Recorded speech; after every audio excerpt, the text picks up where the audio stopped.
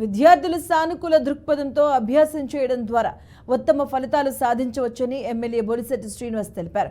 పశ్చిమ గోదావరి జిల్లా తాడేపల్లిగూడెం పెంటపాడులో జూనియర్ కాలేజీలో విద్యార్థులకు పాఠ్యపుస్తకాలు పంపిణీ చేశారు. విద్యార్థులకు భవిష్యత్ కల్పించడంలో కూటమి ప్రభుత్వం అంకిత భావంతో పనిచేస్తుందన్నారు.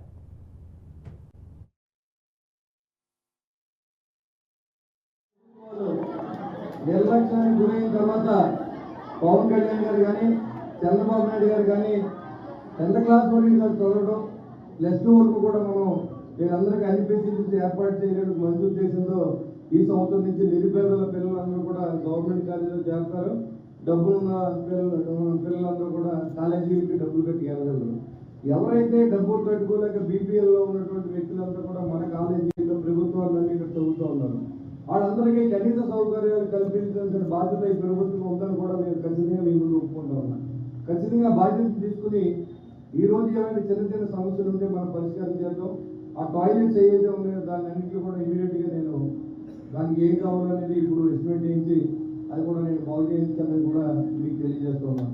ప్రభుత్వంలో డబ్బు లేనప్పుడు ప్రజల సహకారంతో అందరి సహకారంతో కూడా దీన్ని బాగు చేసుకోవాల్సిన అవసరం మన మీద ఉంది. కొన్ని సందర్భాల్లో గత ప్రభుత్వాలు చేసే నిర్లక్ష్యం ఇవాళ గడిచిన 5 సంవత్సరాల్లో ఎక్కడా కూడా ఎలాంటి అభివృద్ధి లేకుండా మేము బటన్ నొక్కామని చెప్పుకునేటువంటి మాజీ ముఖ్యమంత్రి జగన్మోహన్ రెడ్డి మీకు మేనమామని చెప్పి పూర్తిగా మోసం చేసినటువంటి మరి ఆ ప్రభుత్వాన్ని మళ్ళీ మర్చిపోయే విధంగా కొత్త ప్రభుత్వం నిజాయితీగా పరిపాలన చేయాలి. పిల్లల విషయంలో కానీ ప్రభుత్వం పెద్దల విషయంలో కానీ మంచి నిర్ణయాలు తీసుకునే విధంగా